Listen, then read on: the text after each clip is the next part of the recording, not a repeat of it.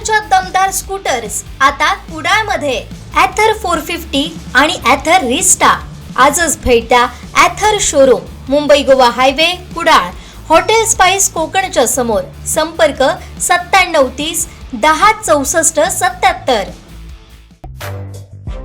सावंतवाडी सालईवाडा परिसरात भरदिवसा महिलेच्या गळ्यातील सोन्याचा दागिना खेचून पळून गेलेल्या 2 अट्टल चोरट्यांना सावंतवाडी पोलिसांनी कोल्हापूर कारागृहातून ताब्यात घेतलं आहे.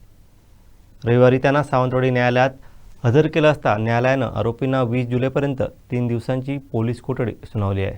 वैभव नारायण अडोळे आणि करण गोरखनाथ जगधने अशी अटक करण्यात आलेल्या संशयित आरोपींची नावे आहेत. पोलिसांनी त्यांच्याकडून चोरीला गेलेला सोन्याचा दागिना हस्तगत केलाय. 10 जून 2026 रोजी सकाळी 8:30 वाजण्याच्या सुमारास सालईवाडा येथील रहिवासी रंजना ठाकूर या आपल्या इमारतीखालून रस्त्यावरून चालत जात असताना 2 अनोळखी तरुणांनी त्यांच्या गळ्यातील सोन्याचा दागिना जबरीने खेचून मोटरसायकलवरून पलायन केलं होतं.